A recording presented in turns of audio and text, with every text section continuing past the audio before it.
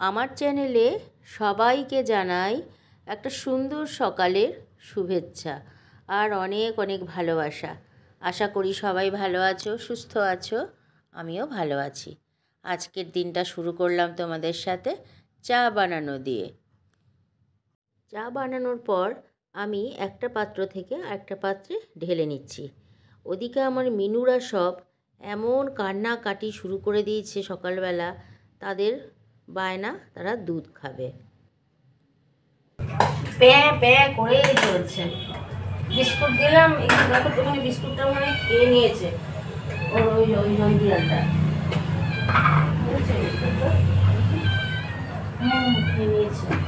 দাও তো, ভেঙে দাও তো একটুখানি, বুঝছো? হ্যাঁ, একটু ভেঙে দাও দিনে। হ্যাঁ,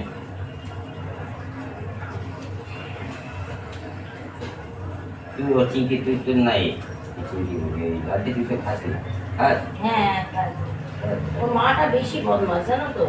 বদমাশ বলবো কি, খায় আর কি, খেতে চায় সব কিছু।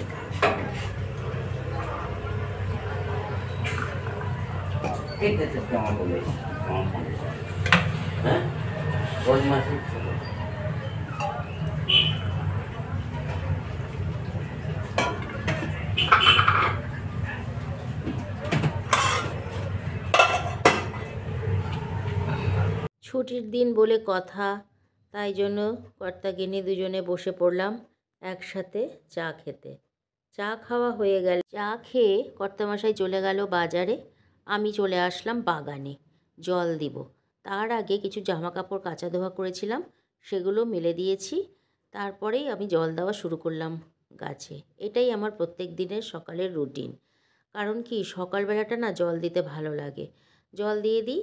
তারপরে বিকেলবেলাটা তাহলে না একটু মানে ফ্রি থাকা যায়। বিকেলবেলা না জলের কাজ করতে একটুও ভালো লাগে না, জল ঘাটতেই ইচ্ছে করে না, এই শীতের সময়টা বিশেষ করে। এরপরে তো আমাকে দুবেলা করেই জল দিতে হবে গাছে, সকালে বিকেলে দুবেলাতেই আমাকে জল দিতে হবে। কারণ দিন আসছে, প্রচুর রোদের তাপ, তখন না গাছগুলোকে বাঁচিয়ে রাখা খুব কষ্টের। এই জল দিয়ে দিয়েই আমাকে বাঁচিয়ে। মিনু আয়, মিনু তুইও আয়।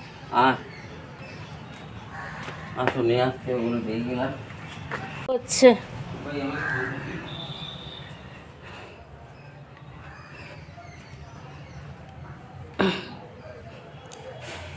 কি বাজার নিয়ে আসছো?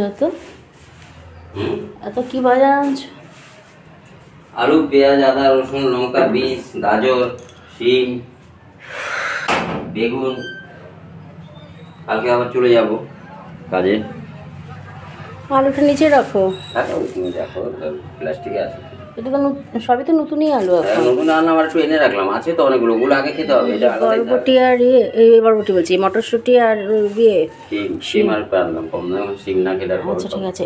এই কালকে একটা ভিডিওতে দেখছিলাম, ওই মা মাসির কিচেনে বলছে এটা হচ্ছে মাছের ঝোল খাওয়ার বেগুন, আর ওই গোলগুলো সেগুলো ভাজা খাওয়ার বেগুন, আর গোলের মধ্যে যেটা একটু লম্বাটে টাইপের মানে পোড়া খাওয়ার বেগুন। বেগুনের মধ্যে অনেক তারতম্য। তোমার সাথে বাজার দিয়ে গেল, চলে গেল আবার বাইরে একটু কাজে। আমি এই ফাঁকে চলে আসলাম বিছানা তুলতে। সকালের বাসি বিছানা আজকে অনেক বেলা পর্যন্তই পড়ে রয়েছে, তুলতে পারিনি। ওদিকে একটুখানি ব্যস্ত হয়ে পড়েছিলাম, যার জন্য তারপরে আমি এদিকে বিছানা তুলতে চলে আসলাম। লেপটাকে ভাঁজ করছি, ব্ল্যাঙ্কেটটা ছিল, ব্ল্যাঙ্কেটটা উঠিয়ে রেখেছি তো, আর উনি লেপটাই গায়ে দিচ্ছি। লেপের ওষারটাও একটু কেমন যেন নোংরা নোংরা লাগছে, এটাও আমাকে কাচতে হবে। এই কাচার কথা শুনলেই আমার ভীষণ ভয় হয়, বিশেষ করে লেপের ওষার। লেপের ওষার কাচতে ভয় পাই না, আসল কথা কি, কাচার পরে যে পরানো লেপে, এটাকে আমি ভয় পাই।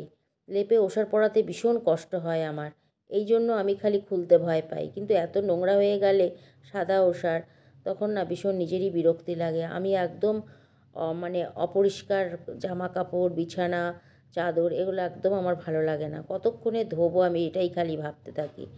তো এই ঘরের বিছানা, তো আমার ঘরের বিছানা পরিষ্কার করা হয়ে গেল, চলে আসলাম কর্তামশাইয়ের বিছানা তুলতে। এবার এই যে উনি ব্ল্যাঙ্কেট গায়ে দেয়, আবার একখানা কাঁথা গায়ে দেয়। ভীষণ শীত করে নাকি ওর সারাক্ষণ, ও করতেই পারে। ব্ল্যাঙ্কেটটা একটু হালকা তো, ঠিক শীত মানে না। তো এই ব্ল্যাঙ্কেটটাকে এখন ভাঁজ করে নিচ্ছি, তারপরে এই কাঁথাটাকে ভাঁজ করব। এমনি বরাবরই 12 মাসে ওর একটা কাঁথা লাগবেই সঙ্গে, সেই আমি লেপ দেই। আর যতই আমি মোটা ব্ল্যাঙ্কেট দেই না কেন, কাঁথা একটা সঙ্গে ওর লাগবে, ওটা ওর বন্ধু 12 মাসের। গরমের সময়ও বুকের উপর একটা কাঁথা নিয়ে শুয়ে থাকে, ওকে দেখলে আমারই তখন গরম লাগে। এই আর কি ব্যাপার। যাই হোক, বিছানাপত্র তোলা হয়ে গেল, কাঁথাও ভাঁজ করে নিলাম, সব কিছু একদম পরিপাটি করে তুলে তারপরে আমি চলে যাব এখন রান্নাঘরে। তো আমি তো রান্নাঘরে চলে এসেছি। আজকে রান্না করব ফুলকপি, ওলকপি দুটো একসাথে কেটে নিয়েছি। এভাবে রান্না করে দেখো তোমরা, দারুণ লাগে খেতে। ওলকপি আর ফুলকপি একসাথে কেটে নিলাম, আলুও কেটে নিলাম। এইভাবে রান্না করব আজকে ডালনা। দুটো ওলকপিকে কেটেছি, আর একটা ছোট ফুলকপি যে এনেছিল সেদিনকে এর আগের ব্লগে তোমাদের দেখিয়েছিলাম, সেই ফুলকপিটা কেটেছি, আর আলুও কেটেছি। এই দিয়ে আজকে রান্না করছি, ওই রসা ধরনের আর কি, রসাও বলতে পারো, ডালনাও বলতে পারি। যাই হোক, এবার আমি ভাজা বসিয়ে দিয়েছি, কড়াইয়ে তেল দিয়ে ভাজা করে নিলাম নুন হলুদ দিয়ে। আর ওদিকে মশলা রেখেছি, জিরে গুঁড়ো, ধনে গুঁড়ো, শুকনো লঙ্কার গুঁড়ো, হলুদ গুঁড়ো আর আদা বাটা। হলুদ গুঁড়োটা 1/2 চামচ রেখেছি, কারণ হলুদ দিয়ে তো সবজিটাকে ভেজে নিয়েছি, এই কপি আলু এগুলোকে ভেজে নিয়েছি, সেজন্য হলুদের পরিমাণটা কম রেখেছি। আর সবগুলোই আমি 1 চামচ ভরা ভরা, 1 চামচ, কোনোটা 1.5 চামচ, যেমন জিরে গুঁড়ো 1.5 চামচ রেখেছি, আর ধনে গুঁড়ো 1 চামচ। তারপরে মশলাটা ভালো করে আমি তেলে জিরে ফোড়ন দিয়ে কষিয়ে নিলাম। মোটামুটি যখন তেল ছেড়ে দিয়েছে তখন আমি মটরশুঁটি আর টমেটোটা দিয়ে দিলাম। দিয়ে এবার এটার সাথে কিছুক্ষণ আমি একটু কষিয়ে নিলাম। কষিয়ে নিয়ে তারপরে আমি এই ফুলকপি, ওলকপি এগুলো দিয়ে দেব ভাজা তরকারিটা। তবে দিয়ে দিলাম, দিয়ে এটার সাথে একটু ভালো করে বেশ খুন্তি দিয়ে নাড়াচাড়া করে কষিয়ে নিচ্ছি। যত কষানো হবে এটা খেতে তত ভালো লাগবে, কিন্তু হ্যাঁ, তেলটা একটু বেশি লাগে যাতে মশলা পুড়ে না যায়, সেই কারণে। তো সত্যিকারেরই আমার কাছে এই সেদিনকের এই ডালনাটা খুব ভালো লেগেছিল খেতে, খুব টেস্টি হয়েছিল। কর্তামশাইও বলেছিল খুব স্বাদ হয়েছে। এদিকে আমাকে কর্তামশাই রান্না করতে করতে, যখন ফুলকপিটা রান্না করছি তখন আমাকে মুড়ি মেখে দিল, বলে সকালে কিছু টিফিন করনি, সুন্দর করে তোমাকে মুড়ি মেখে দিচ্ছি। শসা, পেঁয়াজ, লঙ্কা, টমেটো, গাজর সব কিছু দিয়ে মুড়িটাকে আমার মেখে দিয়েছিল। ওদিকে তো ডিম সেদ্ধ বসিয়ে দিয়েছিলাম, ডিম সেদ্ধও হয়ে গেছে। আর ওদিকে ডিমের ঝোলও করব, আলু কেটে রেখেছি, আর ওদিকে ধনেপাতা কুচি করে রেখেছি, আর সব পেঁয়াজও কুচি করে রেখেছি, আর টমেটো একসাথেই কেটে নিয়েছিলাম ওই ফুলকপির তরকারি আর এই ডিমের ঝোলের জন্য একসাথেই কেটে রেখেছি। আর টমেটোর চাটনি করারও ইচ্ছা আছে, তো সেই টমেটোটা এখনও পর্যন্ত কাটিনি, সেটা পরে কেটে নেব। আর এদিকে মুড়িটা আমি খেতে পারিনি, ডিমের ঝোল রান্না হয়ে গেছে তবুও মুড়ি খাইনি, মুড়িটা না কেমন নেতিয়ে গেছে। আর এই যে ওদিকে তো ডিমের ঝোল হয়ে এসছে, হয়েই গেছে বলা যায়। দুটো অমলেটও করে দিয়েছি পরে, আগে 5টা গোটা ডিম সেদ্ধ করে রান্না করেছি, পরে দুটো অমলেট করেছি। এখন রান্না বান্না সব কমপ্লিট করে বসলাম। কি হয়ে রয়েছে দেখেছো তো, তাড়াহুড়ো করে আগে রান্নাটা সারলাম। রান্নাটা যেন একটা বিশাল বড় চাপেরই ব্যাপার, সত্যি কথা। এখন এই যে ঝুড়িটা কর্তামশাই তো এনে সবজি ঢেলে দিয়েছে, আর কি ফ্রিজে ঢুকিয়ে দিলাম। যে সবজিগুলো দেখালাম, শিম, তারপরে কি এনেছে, বিনস, গাজর, এগুলো সব ঢুকিয়ে দিয়েছি। মটরশুঁটি কিছুটা রেখে রান্না করলাম, ফুলকপিতে দিলাম কিছুটা, ঢুকিয়ে দিলাম সব ফ্রিজে বাকিটা সবজি। আর এগুলো একটু গুছিয়ে নিচ্ছি, কীভাবে রেখে দিয়ে চলে গেছে ও, এরকমই। এগুলো সব দায়িত্ব আমার, এরকম আসবে এনে এরকম করে ফেলে দেবে। আমি বললাম থাক, আমি পরে গোছাবো, রান্নাটা সেরে নেই। এখনও আরেকটা আইটেম রান্না করা বাকি রয়েছে, ছুটির দিন না, এরপরে সারা সপ্তাহ তো এদিক ওদিক করে যাবে। আজকে রান্নাটা করলাম, বাড়িতে আছে যেহেতু, 2 দিন ছুটি, শনিবারও ছুটি গেছে, আজকেও ছুটি। টমেটো চাটনি করবো, এখন কাটবো টমেটোগুলো। আর গুছিয়ে নিলাম এই জায়গাটা, পেঁয়াজ, এখানে পেঁয়াজ রাখলাম, এই রাখলাম, লঙ্কা কয়েকটা রয়েছে,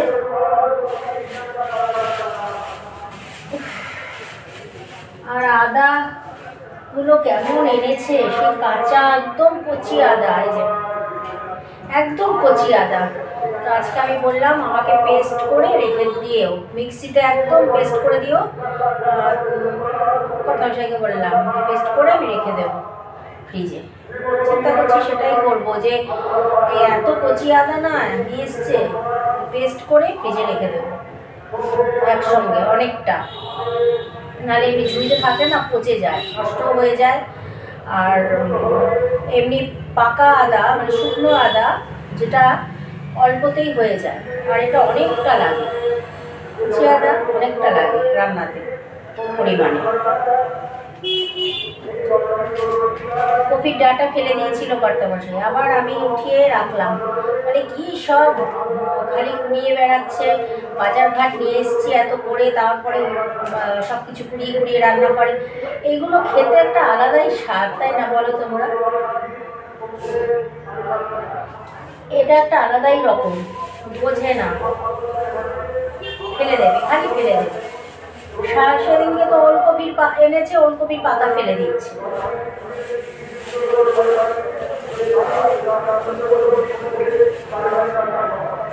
এগুলো রাখি কেন, এগুলোর মধ্যে না বেশ ভালো পরিষ্কার একদম, এগুলো ফ্রিজে সবজি টবজি ঢুকিয়ে রাখতে সুবিধা, ওই জন্য রেখেছি। না এখন একটু টমেটোটা কেটে চাটনিটা বসিয়ে দিই, তাহলে হয়ে যায় রান্নাটা দিকে।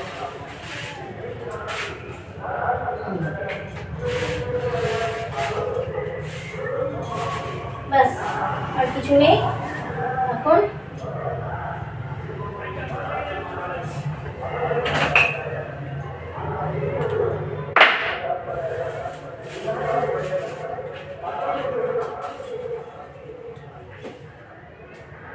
কবেকার একটা লেবু, এটা দিয়ে ঠাকুরের বাসন মেজে নেওয়া যাবে।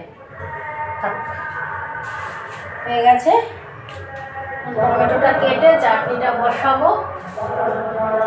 পারি না, আর এই বসলে উঠতে পারি না, উঠলে বসতে পারি না।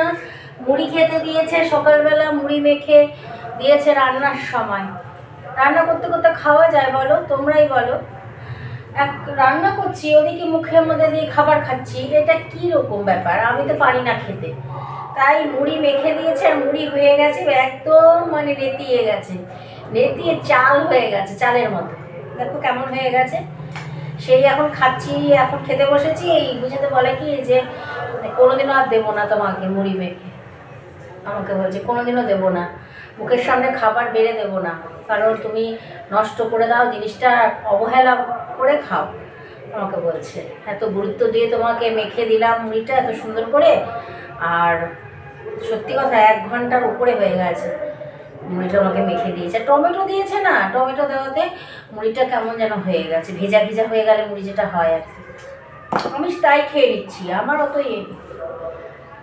যা বলে বলুক, রান্না করতে করতে কোনোদিন এরকম করে খাওয়া আর রান্না করা এটা হয় না, বাজে লাগে দেখতে। আমি অনেককে দেখেছি এরকম খায় আর রান্না করে।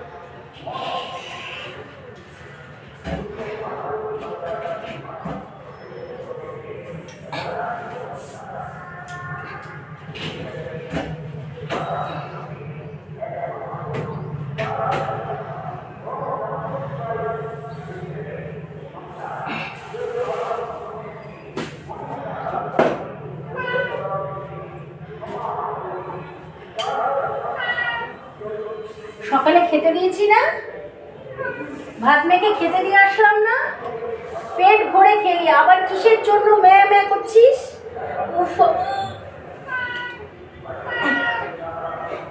বারবার খেতে নেই এত।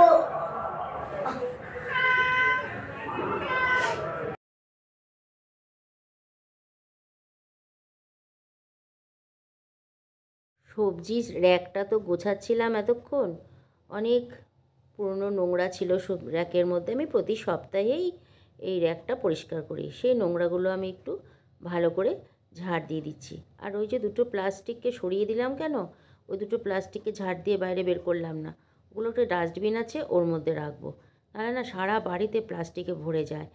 আর আমাদের এখান থেকে তো ডাস্টবিনের নোংরা নিতেই আসে লোক, সেই জন্য সেগুলো আমি পরের দিন সকালবেলা দিয়ে দিই।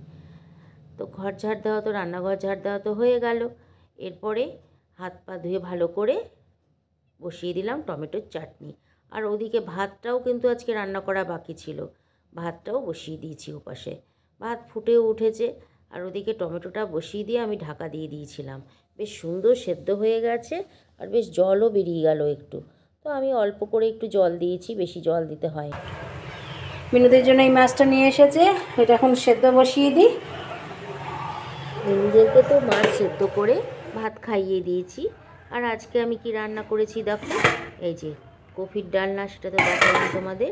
আর এই ডিমের ঝোল, ডিম একটু বেশি করেই রান্না করেছি। কেন, একজনকে দিয়েছি ডিম, একজন আমাদের এক খুব কাছের মানুষকে 2টো ডিম রান্না করে দিয়েছি। সেই কারণে আমি এতগুলো ডিম রান্না করেছি। তোমাদের মধ্যে অনেকের প্রশ্ন থাকতে পারে যে 2জন মানুষ এতগুলো ডিম কেন রান্না করলো, সেই কারণে বলে দিলাম। আজকের মতো ব্লগটা এখানেই শেষ করলাম। আবার দেখা হচ্ছে তোমাদের সাথে একটা নতুন ব্লগে।